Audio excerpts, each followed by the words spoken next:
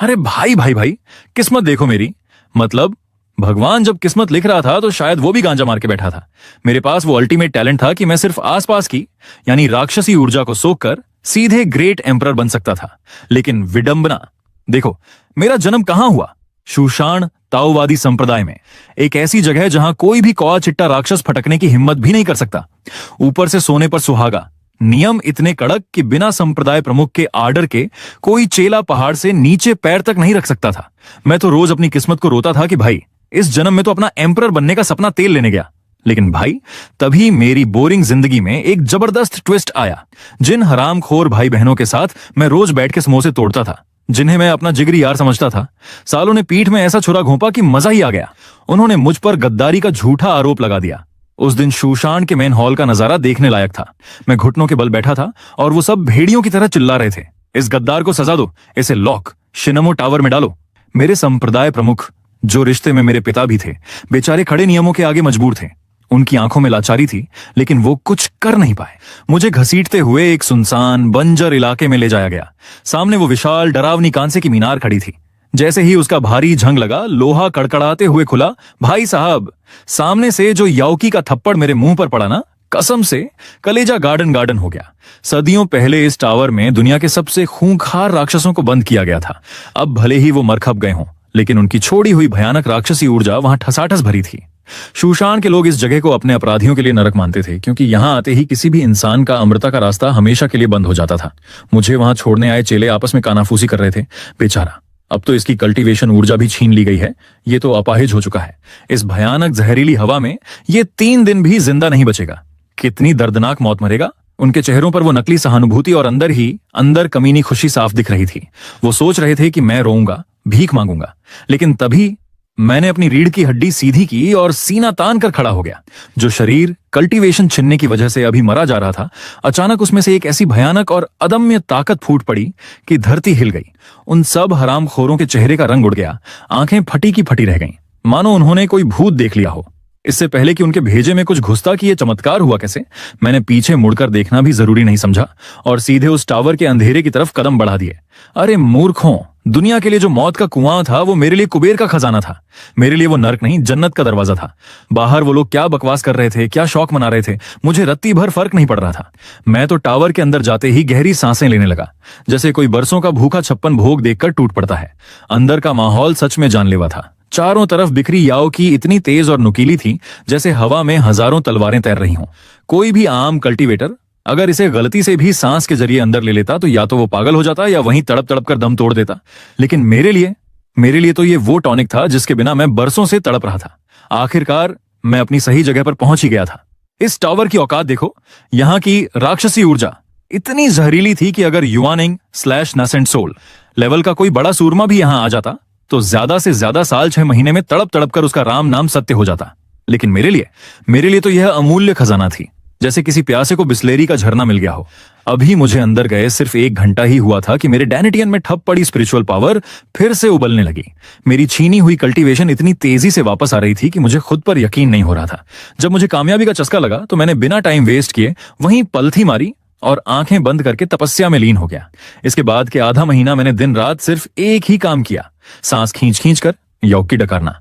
इस बीच पूरी दुनिया में सिर्फ एक इंसान था जिसे मेरी परवाह थी, मेरी प्यारी जूनियर सिस्टर। वो हर कुछ दिनों में छुपते छुपाते मेरे लिए खाना लेकर आती थी। उसके अलावा बाकी सब तो मुझे मरा हुआ मान चुके थे। मौसम बदलते गए, वसंत आया, पतझड़ गया। बाहर जो लोग मेरे मरने की मन्नतें मांग रहे थे, उनकी छाती पर सांप लौट गया, क्योंकि यह अपाहिज न सिर्फ जिंदा था बल्कि अंदर ही अंदर सिस्टम हिला रहा था। 3 साल बीत गए। 3 साल में मैंने वो कर दिखाया जो इस संप्रदाय के इतिहास में किसी ने नहीं किया था। मैं सीधे नासेंट सोल के पीक पर पहुंच गया। भाई साहब, मेरी ताकत इतनी बढ़ चुकी थी कि हमारे संप्रदाय के चीफ, मेरे पिता, और वो पुरानी खोपड़ी वाले एंसेस्टर्स भी अब मेरे सामने बच्चे लग रहे थे। अब मैं बिना किसी शक के शूशान का नंबर 1 योद्धा बन चुका था। लेकिन मुझे पता था कि हवा में उड़ने की जरूरत नहीं है, क्योंकि अभी रास्ता बहुत लंबा था। युआनिंग के ऊपर अभी 5 और खूंखार लेवल्स थे। चुकियाओ लियंशु हेती दूजी डाचिंग ओखिम्बसा। और इन सबसे ऊपर आता है वो पौराणिक लेवल, ग्रेट एम्परर। आम लोग तो साले युवानेंग लेवल पर पहुंचकर ही ऐसे चौड़े होते हैं जैसे खुद भगवान बन गए हों, अपनी अलग संप्रदाय खोल लेते हैं। लेकिन मेरी नजर में ये युवानेंग सिर्फ एक शुरुआत थी। असली मजा तो ग्रेट एम्परर बनकर पूरी दुनिया को अपने जूतों के नीचे रखने में था। और इस लॉक डीमन टॉवर की बदौलत मेरा एम्परर बनना तो बस समय की बात थी। जैसे जैसे मेरी ताकत रॉकेट की स्पीड से बढ़ी, मेरी स्पिरिचुअल सेंस भी इतनी खतरनाक हो गई कि मैंने इस अंतहीन टावर के कोने कोने को खंगालना शुरू कर दिया। और भाई, अंदर जो खजाना मिला उसे देखकर मेरी आंखें फटी की फटी रह गईं। यहां सदियों पहले मरे हुए महान राक्षसों और शूशान के उन पूर्वजों की लाशें और उनकी गुप्त स्कॉरोल्स दफन थीं, जिन्हें दुनिया भूल चुकी थी। जब मैंने उन किताबों को ध्यान से देखा तो मुझे हंसी आ गई। बाहर जो शूशान के बड़े बड़े उस्ताद कल्टीवेशन की जिन तकनीकों पर घमंड करते फिरते हैं, वो सब तो कटी फटी और अधूरी नोकिया का पुराना मॉडल थी। असली और पावरफुल वर्जन तो इस टावर के अंदर तिजोरी में बंद था। मुझे क्या क्या मिला जरा सुनो। चिक्सियाओ सोर्ड, एक ऐसी परम बर्फीली तलवार जो अकेले ही तबाही मचा दे। कंप्लीट शूशान स्वॉर्ड टेक्निक। ये दोनों चीजें अगर आज बाहर आ जाएं तो या तो शूशान वापस अपने पुराने सोने के दिनों में लौट आएगा, या फिर पूरी कल्टीवेशन की दुनिया में ऐसा कत्लेआम मचेगा कि खून की नदियां बह जाएंगी। और ये सब अब मेरी जेब में था। मैं मन ही मन खुश हो रहा था कि चलो अब तो लाइफ सेट है, आराम से एम्परर बनेंगे। लेकिन तभी लाइफ ने फिर से एक मोड़ लिया और अचानक मुसीबत ने दस्तक दे दी। इस पूरे संप्रदाय में मेरे पिता और भाई के बाद सिर्फ वही मेरी छोटी शिमेई थी जो मुझसे सच्चा लगाव रखती थी। इस बार जब वो हमेशा की तरह चोरी छिपे मेरे लिए खाना लेकर आई तो उसका चेहरा उतरा हुआ था और वो बुरी तरह डरी हुई थी। उसने मुझे एक ऐसी खबर सुनाई जिसने पूरे शूशान को हिलाकर रख दिया था। उसने हाँफते हुए कहा, भैया, बहुत सारे डेमन कल्ट्स ने आपस में हाथ मिला लिया है और वो सब मिलकर शूशान पर हमला करने आ रहे हैं। पूरे संप्रदाय में हड़कंप मचा हुआ है। सब अपनी जान बचाने के लिए भाग रहे हैं। यहां तक कि मुझ जैसी छोटी सी फाउंडेशन एस्टेब्लिशमेंट लेवल की कमजोर चिली को भी युद्ध के मैदान में आगे धकेला जा रहा है। सच कहूं तो मुझे उस मतलबी और धोखेबाज शूशान संप्रदाय से घंटा फर्क नहीं पड़ता था। वो भाड़ में जाए तो मुझे खुशी ही होगी। लेकिन सामने खड़ी इस मासूम लड़की ने मेरे बुरे वक्त में मेरा साथ दिया था। मैंने उसकी आंखों में देखा और बेहद गंभीर आवाज में कहा, सुन, वहां जाकर हीरो बनने की बिल्कुल जरूरत नहीं है। अपनी जान से बढ़कर कुछ नहीं होता। अगर तुझे लगे कि दुश्मन भारी पड़ रहा है और तू जीत नहीं सकती तो सबसे पहला काम करना दुश्मन को देखते ही पतली गली से वापस संप्रदाय के अंदर भाग आना। अपनी जान जोखिम में मत डालना। सच कहूं तो मेरे लिए ऐसी बातें अब बहुत आम हो चुकी थीं। अमृता की इस दुनिया में कल्टीवेटर्स और राक्षसों के बीच ऐसी महाजंग होना कोई नई बात नहीं थी। और वैसे भी भले ही शूशान के लोग कितने भी गए गुजरे और मतलबी हों, लेकिन संप्रदाय में अभी भी नासेंट सोल लेवल के कई बूढ़े एंसेस्टर्स बैठे थे। शूशान कोई ऐसा हलवा नहीं था कि कोई भी ऐरा गैरा नत्थु खैरा आकर इसे निगल जाए। मेरी बात सुनकर शिमेई ने चुपचाप सिर हिलाया और वहां से चली गई। लेकिन इसके कुछ ही दिन बाद मुझे एक और बड़ा झटका लगा। मैंने सपने में भी नहीं सोचा था कि मेरा सगा छोटा भाई ये लिंगचुआन भी इस लॉक डीमन टावर में मुझसे मिलने आ जाएगा। नियम के मुताबिक तो यहां आना मौत को बुलावा देना था, लेकिन इस बार मेरा भाई कोई चोरी छिपे नहीं आया था। उसके हाथ में खुद संप्रदाय प्रमुख हमारे पिता का आदेश पत्र था। वो मेरे लिए ढेर सारा बढ़िया खाना और शराब लेकर आया था। उसे देखकर मेरी भौहें तन गईं। मेरे बार बार कुरेदने और पूछने पर उसने जो सच बताया उसने मेरे भी कान खड़े कर दिए। उसने उदास होकर कहा, भैया, इस बार राक्षसी संप्रदायों का हमला वैसा नहीं है जैसा हमेशा होता है। सबसे बुरी खबर यह है कि राक्षसों का एक पुराना ओल्ड मॉन्स्टर जो सालों से गुफा में बंद था, उसने अपनी कल्टीवेशन की बेड़ियों को तोड़ दिया है और वो अब चुकियाओ लेवल का महायोद्धा बन चुका है। हमारे पिताजी इस संकट से निपटने के लिए आनन फानन में अपनी गुफा में बंद हो गए हैं ताकि वो भी किसी तरह अगला लेवल हासिल कर सकें। फिलहाल शूशान की पूरी कमान मेरे हाथों में है, इसीलिए मैं आपसे मिलने आ पाया। लिंगचुआन ने शराब का प्याला उठाया। उसकी आंखों में आंसू थे। उसने कहा, भैया, आज हम दोनों भाई आखिरी बार जी भरकर शराब पियेंगे। जब रात गहरी हो जाएगी तो आप यह टोकन लेकर चुपचाप पहाड़ से नीचे निकल जाना और अपनी जान बचा लेना। ये कहकर उसने एक ही घूंट में पूरी शराब गटक ली और वो जादुई टोकन जमीन पर रख दिया। हम दोनों देर रात तक शराब पीते रहे। आखिरकार जब आधी रात बीत गई तो मेरे भाई ने उस टोकन का इस्तेमाल करके बाहर खड़े पहरेदारों को चीफ का हुक्म सुनाया कि वो मुझे सुरक्षित पहाड़ से नीचे छोड़ आएं। अब भाई, मुझे अपनी असली ताकत छुपाकर रखनी थी, इसलिए शरीफ बनकर मुझे उसकी बात माननी पड़ी और मैं चुपचाप वहां से निकल गया। कुछ दिनों बाद पूरे शूशान संप्रदाय में ऐसा सन्नाटा था जैसे किसी की मैयत उठी हो। चप्पे चप्पे पर पहरा था। मैन हॉल के अंदर मेरा भाई और कई बड़े बड़े एल्डर्स हमारे पिता चीफ जाओसी को घेर कर खड़े थे। बुजुर्ग हाथ जोड़कर मिन्नतें कर रहे थे, चीफ, हमने आपके बचने का सुरक्षित रास्ता तैयार कर दिया है। पूरे संप्रदाय में आप ही इकलौते ऐसे इंसान हैं जो चुकियाओ लेवल पर पहुंच सकते हैं। शूशान के भविष्य के लिए प्लीज आप यहां से छुपकर निकल जाइए। लेकिन जाओसी मेरे पिता ने अपनी तलवार को जमीन पर पटका और कड़क कर बोले, मैं शूशान का चीफ हूं, मैं कायरों की तरह मैदान छोड़कर भाग जाऊं। वो बुढ़ा अगर यहां आने की हिम्मत भी करेगा तो भले ही मुझे अपनी आत्मा को भस्म करना पड़े, मैं उसे अपने साथ नक लेकर जाऊंगा। उसी वक्त पहाड़ के एक पतले रास्ते पर मेरी छोटी शिमेई बाकी चेलों के साथ गश्त लगा रही थी। उसके साथ खड़े चेले खुद को दिलासा देने के लिए बड़ी बड़ी हाँक रहे थे, अरे डरो मत भाई, हमारा शूशान कभी दुनिया का सबसे टॉप संप्रदाय हुआ करता था। भले ही आज हमारे दिन थोड़े खराब हैं, लेकिन इन दुष्ट राक्षसों की इतनी औकात नहीं कि हमारा बाल भी बांका कर सकें। और भाई साहब, अभी उनकी जबान से ये शब्द पूरे निकले भी नहीं थे कि अचानक आसमान में एक भयानक काला विशालकाय हाथ प्रकट हुआ। उस हाथ ने पूरे सूरज को ढक लिया। दिन में रात हो गई और इतनी खूंखार डेमोनिक छी फैली कि शूशान को बचाने वाला सदियों पुराना गोल्डन शील्ड बैरियर एक झटके में कांच की तरह टूटकर राख हो गया। शूशान के नन्हे मुन्नों, क्या तुम अपने दादाजी का स्वागत करने बाहर नहीं आओगे? हाँ हाँ हाँ। आसमान के बीचों बीच एक काले कपड़ों में लिपटा बुढ़ा हवा में तैर रहा था। उसके शरीर से निकलने वाला चुकिया लेवल का दबाव इतना जानलेवा था कि कमजोर चेलों का दम घुटने लगा। शूशान के 6 सबसे ताकतवर युवानेंग बुजुर्ग अपनी तलवारें तानकर आसमान में उड़े। उन्होंने अपनी जान की बाजी लगाकर सबसे खतरनाक हमला किया, लेकिन उस काले कपड़ों वाले बुढ़े ने सिर्फ एक हिकारत भरी हंसी हंसी, हवा में धीरे से अपना हाथ उठाया और एक जोरदार थप्पड़ मार दिया। बूम! एक ही झटके में शूशान के वो 6 सबसे बड़े सूरमा लहूलुहान होकर जमीन पर आ गिरे। संप्रदाय की पूरी टॉप आर्मी सिर्फ 1 सेकंड में ढेर हो चुकी थी। सारे चेलों की आंखों के सामने अंधेरा छा गया। किसी ने नहीं सोचा था कि यह जंग शुरू होने से पहले ही खत्म हो जाएगी। लेकिन ठीक उसी समय जब पूरा शूशान मौत के डर से कांप रहा था, संप्रदाय के मेन हॉल से एक ऐसी भयानक और कड़कड़ाती हुई तलवार की रोशनी आसमान को चीरती हुई निकली कि खुद काल भी पीछे हट जाए। हमारे चीफ झाउसी हाथ में अपनी चमचमाती तलवार लिए खड़े थे। इस एक वार के लिए उन्होंने पूरे 7 दिन और 7 रात तक अपनी सारी ऊर्जा को इकट्ठा किया था। ये कोई मामूली हमला नहीं था, ये पूरी कायनात को हिला देने वाला वार था। उस काले कपड़ों वाले बुढ़े के चेहरे की हवाइयां भी उड़ गईं, क्योंकि उस काले कपड़ों वाले बुढ़े, जिसका नाम हेतु था, ने ऐसा जानलेवा वार पहले कभी नहीं देखा था। वो बुरी तरह हड़बड़ा गया।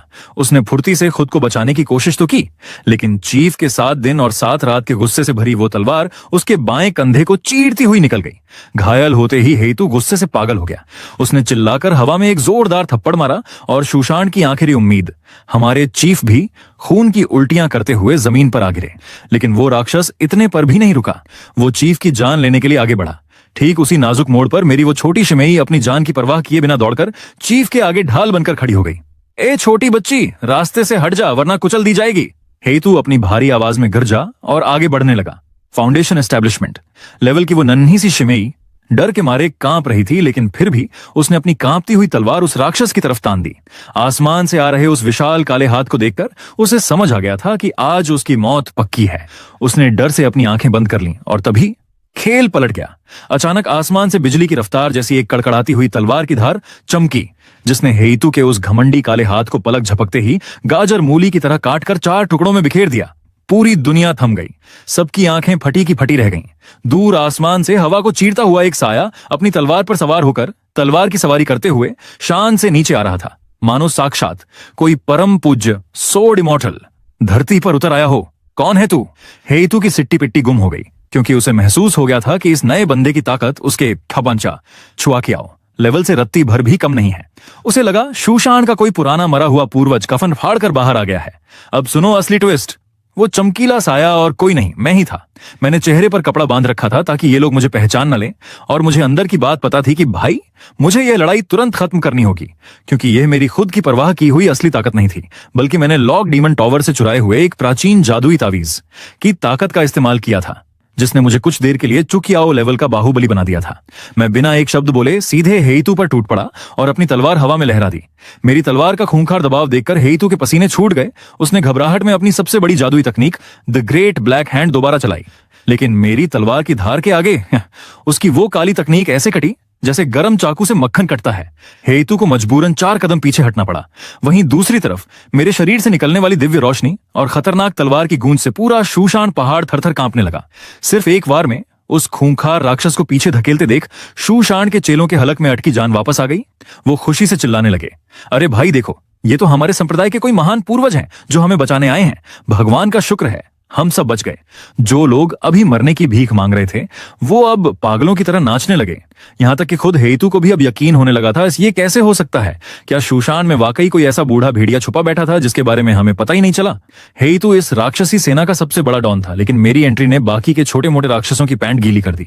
जो कल्ट्स अभी शूशान को लूटने के लिए उतावले हो रहे थे, उन पर जैसे किसी ने बर्फीला पानी डाल दिया हो। हेतु को अब मुझसे वो खतरा महसूस हो रहा था जो उसने जिंदगी में कभी नहीं देखा था। उसने डरते कांपते पूछा, आखिर कौन है तू? मैंने अपनी आवाज बदलकर गहरी और गूंजती हुई टोन में कहा, जो भी मेरे शूशान की तरफ आंख उठाएगा उसे मौत के घाट उतार दिया जाएगा। मेरा डायलॉग खत्म होते ही मैंने अपनी तलवार से बिजली की कड़क जैसी एक और खतरनाक रोशनी हेतु की छाती की तरफ दे मारी। हेतु ने हड़बड़ी में अपने हाथों से एक के बाद एक कई शक्तिशाली जादुई ढालें बनाई ताकि मेरी तलवार को रोक सके, लेकिन उसकी वो महान कही जाने वाली ढालें मेरी तलवार के आगे पटाखों की तरह एक एक करके फटने लगीं। जब उसे लगा कि वो अब नहीं बचेगा तो हेतु गुस्से में जोर से चिल्लाया और उसका शरीर अचानक हवा में 3 फीट और बड़ा हो गया। उसने अपनी आखिरी तरकीब किंग कॉन्ग डेमन बॉडी, धातु जैसी अमर राक्षसी काया को जगा लिया था और किसी तरह मेरी उस भयंकर तलवार की धार को झेलने की कोशिश करने लगा। उसने अपनी आखिरी औकात लगा दी थी और उसकी किंग कॉन्ग डेमन बॉडी ने मेरी तलवार की आधे से ज्यादा ताकत को सोख भी लिया था। उसे लगा कि वो बच गया, लेकिन मैंने अपनी आंखों में ठंडी चमक लाते हुए अपने होंठों से सिर्फ 3 शब्द निकाले, जे परम तलवारबाजी। ये बोलते ही मेरी तलवार की रोशनी 10 गुना और बढ़ गई। भाई साहब, नजारा देखने लायक था। वो छुआ खियाओ लेवल का महाराक्षस जो खुद को भगवान समझ रहा था, मेरी एक ही धारदार लहर से सीधे डीकैपिटेट यानी धड़ से सिर अलग हो गया। उसका कटा हुआ सिर फुटबॉल की तरह हवा में उछला। कल्ट्स के बाकी चमचों ने जब देखा कि उनका सबसे बड़ा डॉन हेतु पलक झपकते ही हवा में उड़ती तलवार से गाजर की तरह काट दिया गया है, तो सालों की रूह कांप गई।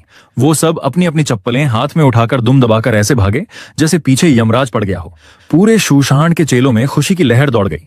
उनकी जोरदार चीखों और नारों से आसमान गूंज उठा।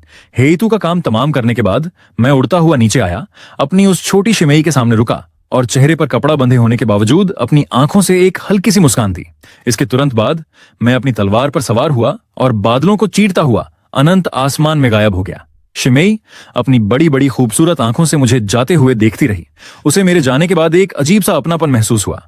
एक धुंधली सी याद आई, पर वो लाख कोशिश करने के बाद भी पहचान नहीं पाई कि वो मैं था। जब तक बाकी लोग अपनी फटी आंखों को मलते हुए होश में आते, तब तक मेरा सिग्नेचर पूरी तरह गायब हो चुका था, मानो वहां कभी कोई आया ही ना हो। तभी शूशान का एक बुढ़ा महाअनुभवी बुजुर्ग उस तरफ देखते हुए पागलों की तरह बड़बड़ाने लगा, जी परम तलवारबाजी। अगर मेरी बूढ़ी आंखें धोखा नहीं खा रही हैं, तो यह शूशान की वो परम गुप्त कला थी जो हजारों साल पहले इतिहास के पन्नों में खो चुकी थी। वहां से निकलकर मैं बिना किसी को भनक लगे चुपचाप अपने उसी पुराने ठिकाने लॉक डीमन टावर में वापस आ गया। जैसे ही मैं अंदर पहुंचा, उस प्राचीन तावीज का असर खत्म हो गया और मैं वापस चुकियाओ से अपने असली नेसेंट सोल लेवल पर आ गिरा।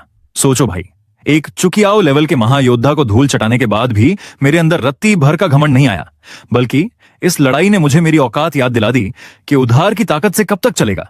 मेरी खुद की असली कल्टीवेशन अभी बहुत कम है, हाँ, पर एक बात तो माननी पड़ेगी, शूशान की इस में दम तो बहुत है। अब सही मौका था कि मैं इसके दूसरे लेवल यानी रेन जानहेई, इंसान और तलवार एक रूप की तैयारी शुरू करूं। जब मैं अंदर आराम से कल्टीवेशन की सेटिंग बैठा रहा था, बाहर इस घटना ने भूचाल ला दिया था। घोस्ट आइलैंड का वो खूंखार डॉन हेतु शूशान के एक रहस्यमयी तलवारबाज के हाथों एक ही झटके में मार दिया गया। ये खबर आग की तरह फैली। जो डेमन कल्ट्स शूशान को निगलने की सोच रहे थे, उनके हौसले पस्त हो गए। यहां तक कि जो दूसरे नेक और भले संप्रदाय थे, उनके भी कान खड़े हो गए। वैसे भी आज के जमाने में दुनिया की नेचुरल एनर्जी वैसी नहीं रही जैसी हजारों साल पहले हुआ करती थी। आज के टाइम पर चुकियाओ लेवल के कल्टीवेटर्स ढूंढने से भी नहीं मिलते, उंगलियों पर गिने जा सकते हैं।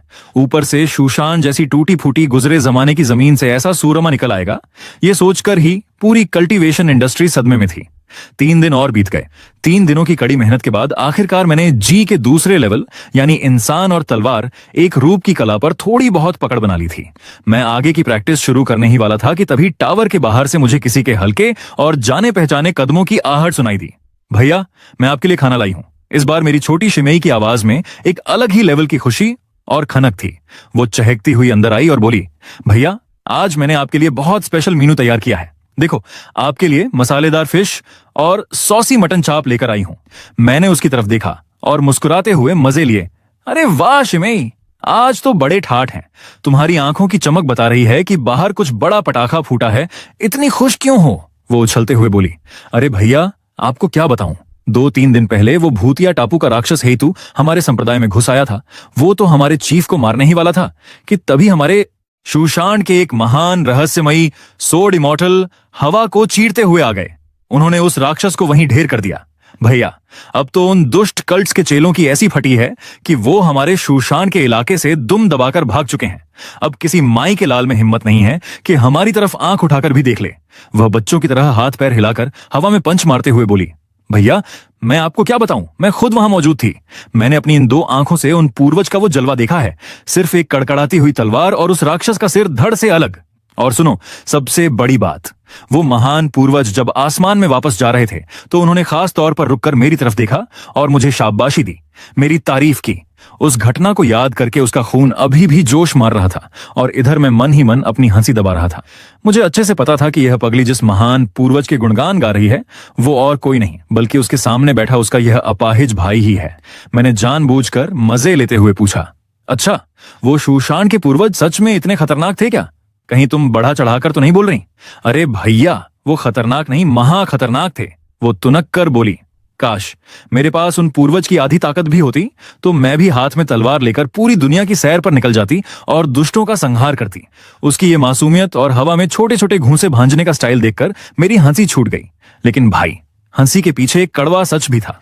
3 साल पहले भी यह बेचारी फाउंडेशन एस्टेब्लिशमेंट लेवल पर अटकी थी और आज 3 साल बाद भी यह उसी कछुए की रफ्तार पर बैठी थी।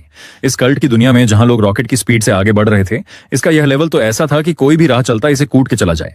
ऐसे में परम तलवारबाज बनना तो दूर, इसके लिए अगला लेवल यानी गोल्डन कोर छूना भी 7 जन्म का सपना लग रहा था। मैंने उसकी लाई हुई मसालेदार मछली और मटन चाप की तरफ देखा और सोचा, यार इस बेचारी ने अपने हिस्से का खाना बचा बचाकर मुझे इतने सालों से खिलाया है। सबने साथ छोड़ दिया पर इसने नहीं छोड़ा। चलो आज इसका थोड़ा सा भला कर ही देता हूं। मैंने बिना कोई तमाशा किए हवा में अपनी एक उंगली उसकी तरफ उठाई और एक जबरदस्त स्पिरिचुअल वेव सीधे उसकी बॉडी में ट्रांसफर कर दिया। मेरी उंगली का इशारा होते ही शिमेई का नाजुक शरीर जोर से कांपा। उसे ऐसा लगा जैसे कड़कड़ाती ठंड में किसी ने उसकी रगों में गुनगुना और बेहद ताकतवर पानी बहा दिया हो। वो जादुई ऊर्जा उसकी नसों में दौड़ने लगी और जो कल्टीवेशन का अड़ंगा बैरियर सालों से उसे आगे नहीं बढ़ने दे रहा था, वो शीशे की तरह चटकने लगा। मैंने तुरंत अपनी आवाज उसके दिमाग में गूंजती हुई भेजी, दिमाग को शांत करो, अपनी ऊर्जा को एक जगह समेटो और इसी वक्त अगले लेवल का दरवाजा तोड़ दो। शिमेई अंदर से बुरी तरह हिल गई थी कि यह क्या हो रहा है, लेकिन उसे समझ आ गया कि यह उसकी जिंदगी का सबसे बड़ा मौका है। उसने तुरंत अपनी आंखें बंद की, पलथी मारी और ध्यान में बैठ गई। ठीक आधे घंटे बाद एक जोरदार धमाके के साथ उसके शरीर से एक नई और शुद्ध ऊर्जा निकली। उसने फाउंडेशन एस्टेब्लिशमेंट के मिड स्टेज में कदम रख दिया था। सालों का सूखा आधे घंटे में खत्म। भैया, उसने अपनी बड़ी बड़ी आंखें फाड़कर मेरी तरफ देखा। उसके चेहरे पर ऐसा शौक था जैसे उसने साक्षात भगवान देख लिए हों। उसने हकलाते हुए पूछा, क्या क्या अभी अभी यह चमत्कार आपने किया? आपने मेरी कल्टीवेशन का बैरियर तोड़ दिया। उसे अच्छे से पता था कि शूशान के बड़े बड़े एल्डर्स भी किसी चेले की कल्टीवेशन को इस तरह मलाई की तरह मक्खन से बाहर नहीं निकाल सकते थे जैसे मैंने बिना छुए कर दिया था। मैं बस रहस्यमयी तरीके से मुस्कुराया और कुछ नहीं बोला। उसका दिमाग और तेजी से दौड़ा। उसने फुसफुसाते हुए पूछा, भैया इसका मतलब क्या आपकी कल्टीवेशन वापस आ गई है? आपने फिर से कल्टीवेट करना शुरू कर दिया है? इस बार मैंने अपनी ताकत को और छुपाना ठीक नहीं समझा। मैंने हल्का सा सिर हिलाया और कहा, हाँ समझ लो कुछ ऐसा ही है, लेकिन सुन, मेरी कल्टीवेशन वापस आने की बात इस टावर के बाहर किसी के भी कान में नहीं पड़नी चाहिए। इसे बिल्कुल सीक्रेट रखना। आप फिक्र मत करो भैया, अगर किसी ने मेरी जबान से एक शब्द भी निकलवा लिया तो मेरा नाम बदल देना। मैं इस राज को अपने साथ कब्र में ले जाऊंगी। उसने सीने पर हाथ रखकर कसम खाई जैसे कोई बड़ी जासूस हो। फिर अचानक उसे कुछ याद आया। उसका चेहरा फिर से गंभीर हो गया और वो धीरे से बोली, वैसे भैया एक और बहुत जरूरी और अजीब खबर है जो मुझे आपको बतानी है। उस दिन जब हमारे चीफ और उस भूतिया टापू के राक्षस हेतु के बीच वो भयंकर लड़ाई हो रही थी, तब हमारे चीफ पिताजी को बहुत गहरी चोटें आई थीं। मुझे उड़ती उड़ती खबर मिली है कि आज इतने दिन बीत जाने के बाद भी उनकी हालत कुछ खास ठीक नहीं है। कसम से भैया, बहुत गंभीर सिचुएशन है। और सबसे बड़ा रायता तो अब फैला है। जैसे ही मार्केट में यह खबर लीक हुई कि हमारे चीफ बेड रेस्ट पर हैं और उनकी हालत खस्ता है, हमारे शूशान के अंडर आने वाले जो 6 बड़े तलवारबाज घराने 6 ग्रेट सोर्ड सेट्स हैं, सालों के पर निकल आए हैं। वो सब अब अपनी अलग ढपली अलग राग बजाने की फिराक में हैं और शूशान की गुलामी छोड़कर आजाद होना चाहते हैं।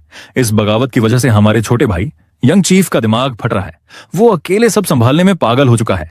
उसकी ये बात सुनते ही मेरी आंखें हल्की सी भींच गईं और उनमें एक ठंडी चमक आ गई। अरे भाई, मुझे इन 6 घरानों की नस नस का पता था। जब मैं इस संप्रदाय का यंग चीफ हुआ करता था, तब इन सालों ने मेरा भी खून खूब चूसा था। नाम के लिए तो ये सब शूशान के तलवे चाटते थे और हमारे अंडर आते थे, लेकिन जैसे जैसे पिछले कुछ हजारों सालों में शूशान कमजोर पड़ता गया, इन 6 घरानों के पेट में चोर बैठने लगा। ये बस मौके की तलाश में थे कि कब शूशान गिरे और ये अपनी अलग दुकान खोलें। हद तो तब हो गई जब पिछले दिनों राक्षसों ने शूशान पर इतना बड़ा हमला किया और इन 6 घरानों के बड़े बड़े सूरमा अपने अपने घरों में रजाई ओढ़कर सो रहे थे। सालों ने अपनी एक चींटी तक मदद के लिए नहीं भेजी। खैर, मैंने शिमेई की बात सुनकर बस अपना सिर हिला दिया और ज्यादा सवाल जवाब नहीं किए, क्योंकि मैं अच्छे से जानता था कि मेरा वो सस्ता चीफ बाप, जिसने पूरे शूशान पर 100 साल से ज्यादा राज किया है, वो इतना भी कच्चा खिलाड़ी नहीं है कि एक हार से हमेशा के लिए ढेर हो जाए। उसके पास अभी भी कई पत्ते बाकी होंगे। और रही बात उन 6 घरानों की औकात की, तो भाई, उनके बारे में सोचकर मैं अपना कीमती वक्त क्यों बर्बाद करूं?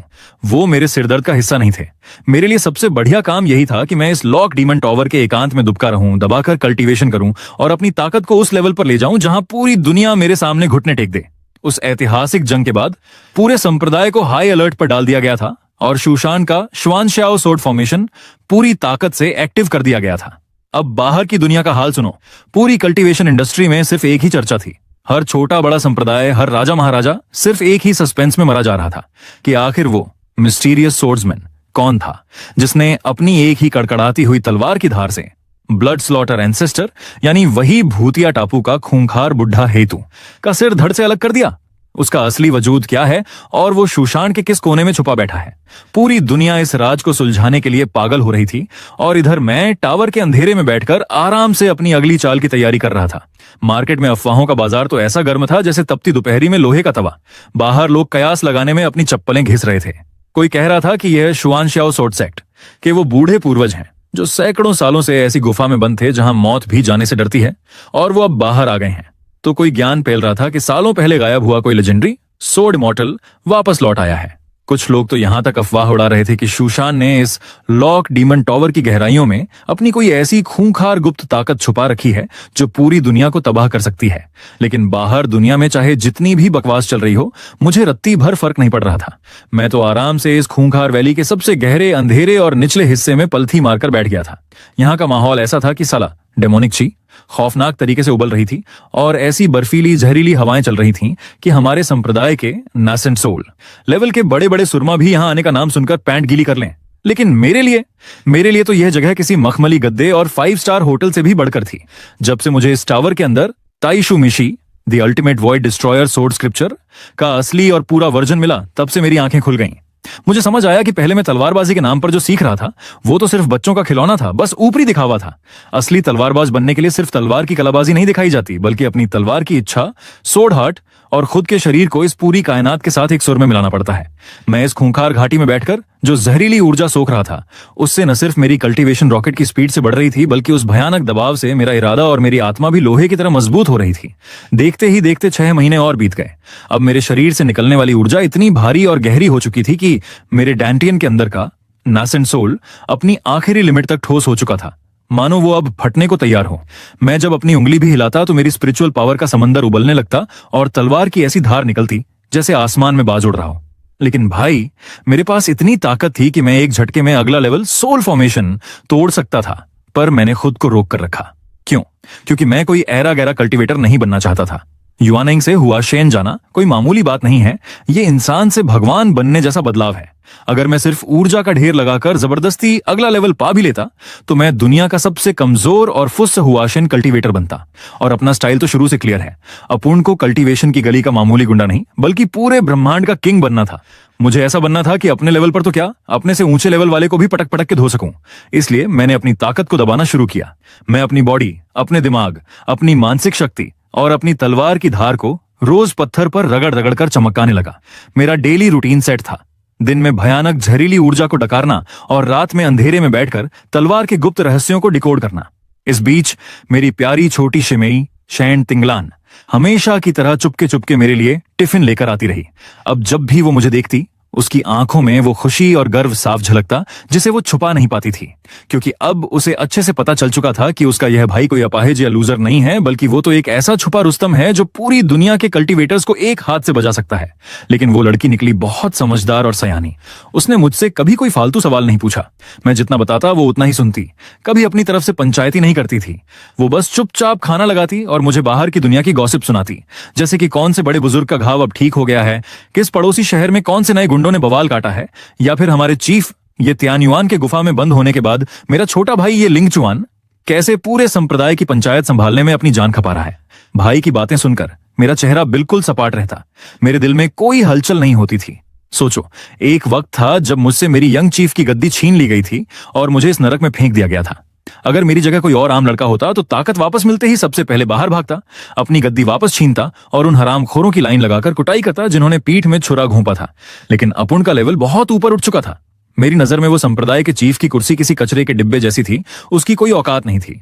बाहर से देखने में भले ही वो पद बहुत चमकीला और रौबदार लगता हो, पर असल में वो सिर्फ एक सिरदर्द है। दुनिया भर के फालतू के काम, संप्रदायों के आपसी झगड़े, चेले चपाटों की बगावत, रिसोर्सेज का बंटवारा, राजनीति, इन सब बकवास में फंसकर इंसान अपनी कल्टीवेशन भूल जाता है। और भाई, मुझे तो ग्रेट एम्परर के रास्ते पर चलना था। सुशांत संप्रदाय का चीफ बनकर मैं अपने पैरों में कुल्हाड़ी क्यों मारता?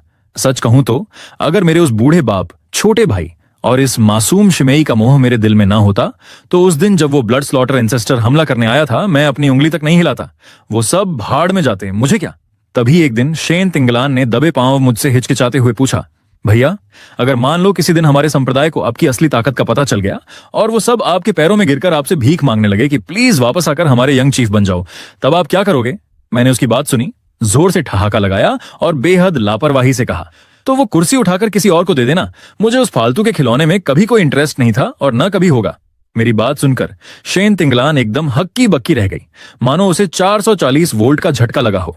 वो तो सोच रही थी कि मेरे दिल में कोई पुरानी टीस या गुस्सा होगा, पर उसने सपने में भी नहीं सोचा था कि मैं उस गद्दी को अपने जूतों की धूल के बराबर भी नहीं समझता। उसने जब मुझे उस उबलती हुई जहरीली ऊर्जा के बीच शांत बैठे देखा, तो उसे समझ आ गया कि इस बंदे की नजरें अब शूशान के इस छोटे से कुएं पर नहीं है। मेरी मंजिल तो अब उस आसमान के भी पार, बहुत ऊंचे और बहुत दूर किसी मुकाम पर थी। और फिर 3 महीने और बीत गए और आज के दिन इस भयानक lock demon tower, demon valley abyss के अंदर कुछ ऐसा होने वाला था जिसने इस पूरी घाटी की बुनियाद हिलाकर रख दी। अचानक इस खूंखार घाटी की गहराइयों में एक जबरदस्त भूचाल आया, मानो धरती फट जाएगी। यहां बिखरी हुई वो अंतहीन जहरीली डेमोनिक छी किसी चुंबक की तरह मेरी तरफ खिंची चली आने लगी और पागलों की तरह मेरे शरीर के चक्कर काटने लगी। पहले ये दायरा कुछ मीटर का था, फिर सैकड़ों मीटर हुआ और देखते ही देखते हजारों मीटर तक फैल गया। पूरी घाटी की वो खूंखार ऊर्जा अब एक विशालकाय ब्लैक वोर्टेक्स में बदल चुकी थी और भाई साहब, उस विनाशकारी बवंडर का सेंटर पॉइंट और कोई नहीं बल्कि मैं खुद था। इस समय मेरे डैनेटियन के अंदर बैठा वो नेसेंट सोल किसी धधकते हुए सूरज की तरह चमक रहा था, अपनी आखिरी लिमिट को पार कर चुका था। मेरी स्पिरिचुअल सेंस भी कैंचुली बदलकर एक महाशक्तिशाली रूप ले रही थी और तभी मैंने अपनी आंखें झटके से खोल दी। बूम! मेरे शरीर से एक ऐसी खूंखार और डिवाइन प्रेशर निकली कि पूरी घाटी थरथर कांप उठी। मेरे डैनेटियन में बैठे उस युवानेंग ने भी धीरे से अपनी आंखें खोली और एक कदम आगे बढ़ाया। वो पलक झपकते ही मेरी मानसिक शक्ति के साथ घुल मिल गया और एक असली दिखने वाले साए एवेटार में बदल गया। युवानेंग शरीर से बाहर आ चुका था और मेरी दिव्य आत्मा का रूप ले चुका था, यानी मेरा सोल फॉर्मेशन लेवल पूरी तरह कंप्लीट हो चुका था। उस एक सेकंड के लिए ऐसा लगा मानो पूरी डेमन वैली मौत के सन्नाटे में डूब गई हो और अगले ही पल वहां मौजूद वो सारी भयानक जहरीली ऊर्जा मेरे सामने ऐसे घुटनों के बल बैठ गई जैसे कोई गुलाम अपने राजा के सामने झुकता है। मैं धीरे से खड़ा हुआ, मेरे लंबे बाल बिना हवा के ही हवा में लहरा रहे थे। मेरी आंखें इतनी गहरी और डरावनी हो चुकी थीं कि अगर कोई आम युवानेंग कल्टीवेटर सिर्फ मेरी आंखों में झांक भी लेता तो उसका दिमाग वहीं के वहीं ब्लास्ट हो जाता। सच कहूं तो अगर अब मुझे वो ब्लड स्लॉटर एंसेस्टर जैसा बुढ़ा दोबारा मिल जाता तो मुझे उस प्राचीन तावीज की उद्धारी ताकत की रत्ती भर भी जरूरत नहीं पड़ती। मैं अकेले अपने इस एक हाथ के दम पर उसकी चटनी बना देता और उसे नर्क का रास्ता दिखा देता। लेकिन भाई, अपूर्ण के पैर अभी भी जमीन पर थे। इतनी बड़ी कामयाबी के बाद भी मैं इस टावर से बाहर नहीं निकला। क्यों? क्योंकि मुझे पता था कि हुआशेन लेवल तो बस एक झांकी है, असली पिक्चर अभी बाकी है। मेरी बुनियाद भले ही दुनिया के बाकी कल्टीवेटर्स से लाख गुना मजबूत हो चुकी थी, लेकिन रास्ता जितना लंबा होगा उतनी ही ज्यादा एनर्जी और सब्र की जरूरत पड़ेगी। ऊपर से इस लॉक डीमन टॉवर के सबसे निचले हिस्से में अभी भी ऐसे कई खूंखार राज दफन थे जिन्हें मैं पूरी तरह खंगाल नहीं पाया था। जैसे कि उस स्लैश हेवन बर्निंग नाम की कटी फटी तलवार का असली और डरावना इतिहास क्या है, या फिर जो ताइशु मीशी किताब मुझे मिली थी उसके आखिरी पन्नों में लिखी वो कौन सी फॉरबिडन किलिंग मूव है जो पूरी दुनिया को राख कर सकती है। और सबसे बढ़कर इस घाटी के सबसे आखिरी छोर पर खड़ा वो विशाल कांस्य का प्राचीन दरवाजा जो सदियों से बंद था।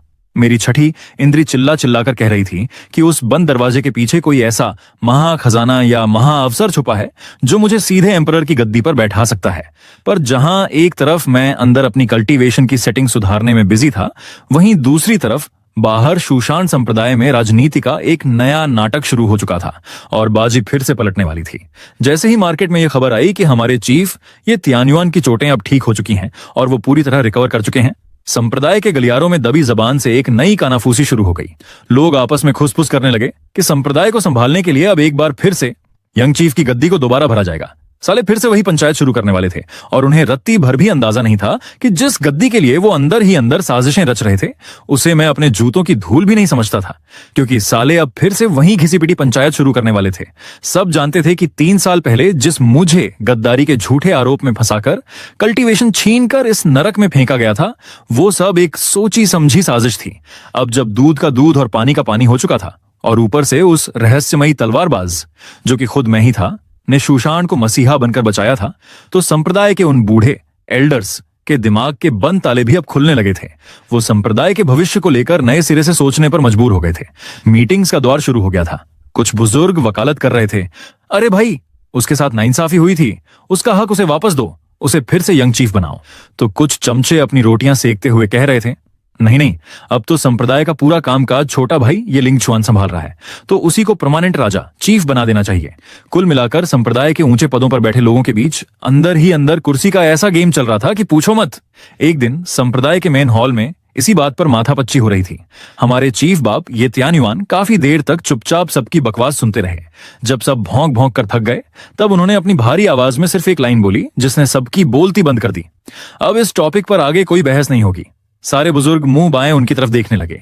तियान्युआन ने अपनी उलझी हुई और भावुक आंखों से सबको देखा और धीरे से कहा, मेरा वो बड़ा बेटा, अगर वो खुद चाहे तो यह चीफ की कुर्सी शुरू से उसी की थी और हमेशा रहेगी, लेकिन अगर उसका मन इस कुर्सी पर बैठने का नहीं है तो इस पूरी दुनिया में किसी माई के लाल में इतनी हिम्मत नहीं है जो जबरदस्ती उसे इस पर बैठा सके। इसके कुछ ही दिनों बाद मेरा छोटा भाई ये लिंग चुआन खुद चलकर इस खूंखार वैली के बाहर आया। 3 साल पहले जो लड़का थोड़ा बचकाना और जज्बाती हुआ करता था, आज संप्रदाय की बड़ी बड़ी जिम्मेदारियां संभालते संभालते वो काफी मैच्योर हो चुका था। उसके चेहरे से वो लड़कपन गायब था और उसकी जगह एक गंभीर लीडर की झलक साफ दिख रही थी। वो उस भयानक घाटी के मुंह पर आकर खड़ा हुआ और अंदर अंधेरे की तरफ देखते हुए बहुत ही तमीज और अदब से चिल्लाया, भैया, संप्रदाय के सारे बुजुर्ग मीटिंग कर रहे हैं। वो सब आपका यंग चीफ का पद आपको वापस लौटाना चाहते हैं। अगर आपकी इच्छा हो तो मैं इसी वक्त इस कुर्सी से हट जाता हूं और आपके पीछे चलने को तैयार हूं। उसकी आवाज इस गहरी घाटी की दीवारों से टकराकर काफी देर तक गूंजती रही। अंदर सन्नाटा छाया रहा और फिर उस अंधेरे के सबसे गहरे कोने से मेरी बेहद शांत, ठंडी और बेपरवाह आवाज बाहर निकली, वो चीफ की कुर्सी जैसी है वैसी ही रहने दो। तुम उस पर बैठे हो, बैठे रहो। और सुनो, आज के बाद इस संप्रदाय में मेरा नाम दोबारा मत लेना। यह सुनते ही लिंग चुआन का दिल धक से रह गया। उसे एक जबरदस्त शौक लगा। वो तो सोच रहा था कि भले ही मैं ये गद्दी ठुकरा दूं, पर मना करने से पहले थोड़ा बहुत तो सोचूंगा, थोड़ा नखरा तो दिखाऊंगा। पर उसने सपने में भी नहीं सोचा था कि मैं इस ऑफर को ऐसे लात मार दूंगा जैसे कोई रास्ते में पड़े बेकार पत्थर को मारता है। मैं शूशान संप्रदाय के होने वाले किंग का पद नहीं छोड़ रहा था, बल्कि उसकी नजर में मैं एक बहुत ही मामूली और फालतू सी चीज को कचरे में फेंक रहा था। अभी वो सदमे से उबर भी नहीं पाया था कि मेरी आवाज जब दोबारा गूंजी। शूशान को आज एक ऐसे लीडर की जरूरत है जो यहीं रहकर इस संप्रदाय की रक्षा कर सके और इसे संभाल सके। और मैं यहां हमेशा के लिए रुकने के लिए नहीं आया हूं। मेरी मंजिल बहुत आगे है, इसलिए ये कुर्सी तुम्हारे लिए ही सबसे बेस्ट है। इसे तुम ही संभालो। मेरी ये बात सुनकर लिंग चुआन पत्थर की मूरत बन गया। उसके पास बोलने के लिए कोई शब्द नहीं बचे थे। उसे आखिरकार समझ आ गया था कि उसका यह बड़ा भाई सिर्फ यंग चीफ का पद ही नहीं ठुकरा रहा है, बल्कि वो अपने हाथों से इस संप्रदाय की दौलत, शोहरत, राजनीति और पावर के साथ अपना आखिरी कमजोर धागा भी हमेशा हमेशा के लिए काट रहा है। उसे साफ दिख गया था कि आज के बाद मैं इस शूशान की छोटी सी दुनिया के बंधनों से पूरी तरह आजाद हो चुका हूं और मेरी असली उड़ान तो अब ब्रह्मांड के उस छोर पर होने वाली है जहां सिर्फ ग्रेट एम्परर राज करते हैं। क्योंकि अब तुम्हारे लिए शूशान सिर्फ एक गुजरा हुआ कल था। अगर आगे कभी इस संप्रदाय पर कोई बड़ी मुसीबत आई तो हो सकता है कि तुम पुरानी यादों और अपनों के मोह में आकर उनकी मदद के लिए हाथ बढ़ा दो, लेकिन कोई तुम्हें दोबारा इस संप्रदाय की कड़वी राजनीति और बंधनों में जकड़ ले। अब किसी माई के लाल में इतना दम नहीं था। तुम्हारी इस बेरुखी और महानता को देखकर आखिर में छोटे भाई ये लिंगचुआन ने उस गहरी डरावनी घाटी की तरफ बहुत ही इज्जत और अदब से झुककर प्रणाम किया। उसने छाती तानकर कहा, भैया आप बिल्कुल बेफिक्र रहिए। जब तक मेरी रगों में खून की आखिरी बूंद बाकी है, मैं इस शूशान संप्रदाय का बाल भी बांका नहीं होने दूंगा और इसकी व्यवस्था को टूटने नहीं दूंगा।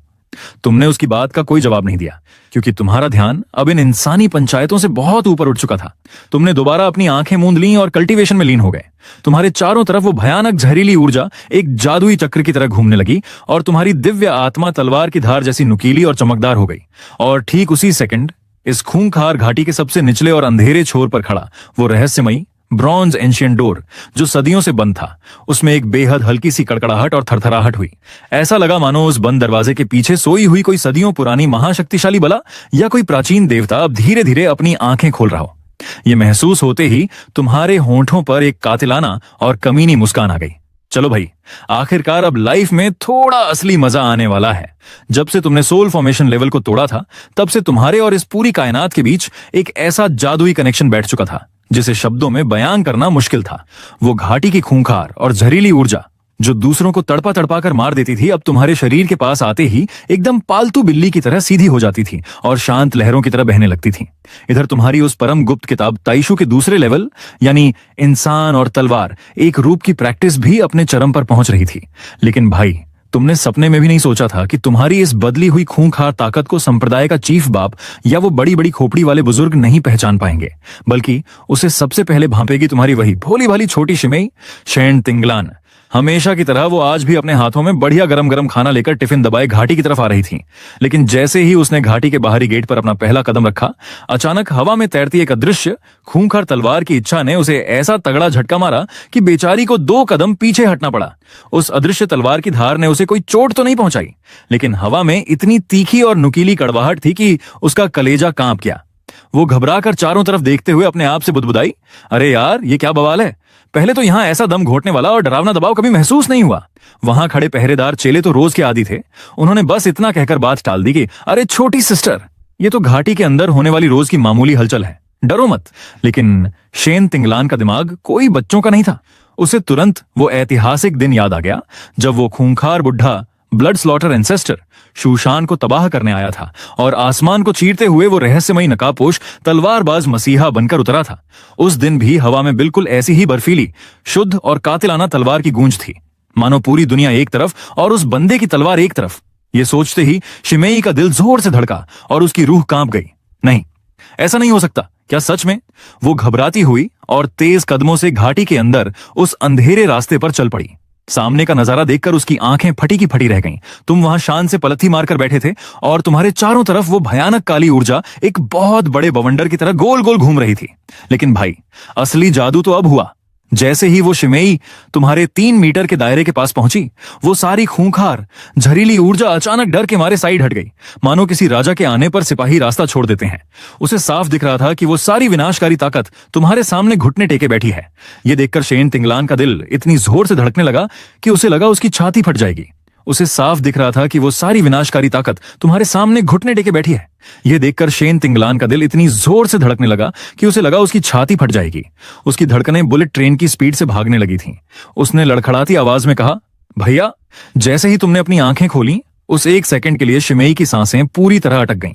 भाई साहब, तुम्हारी वो आंखें, वो नजारा देखकर उसे लगा जैसे उसे 440 वोल्ट का झटका लगा हो। वो आंखें हूबहू उस रहस्यमयी तलवारबाज जैसी थीं। उस ऐतिहासिक दिन जब आसमान से वो चमचमाती तलवार गिरी थी, ये शिमेई सबसे आगे खड़ी थी और इसने सबसे करीब से उस नकाबपोश मसीहा को देखा था। भले ही उस बंदे का चेहरा कपड़े से ढका था, पर उसकी आंखों की वो गहराई, वो शांत रहकर भी दुनिया को चीर देने वाला खूंखार लुक, वो आज तुम्हारे चेहरे पर साफ देख पा रही थी। उसने अपनी छाती पर हाथ रखा, अपने अंदर मचे भूचाल को किसी तरह शांत किया और कांपते हाथों से खाने का डिब्बा नीचे रखा। उसने तुम्हारी तरफ देखा, उसके होंठ कांप रहे थे। उसने हिचकिचाते हुए पूछा, भैया, क्या मैं आपसे एक बात पूछ सकती हूँ? तुमने उसकी तरफ अपनी शांत नजरों से देखा और सिर्फ एक शब्द कहा, पूछो। उसने डरते डरते अपने होंठों को चबाया और वो सवाल दाग दिया जो उसके दिल को खाए जा रहा था। भैया, उस दिन संप्रदाय को मौत के मुंह से बचाने वाले क्या वो रहस्यमयी पूर्वज आप ही थे? ये सवाल सुनते ही मानो पूरी घाटी में हवा का चलना बंद हो गया।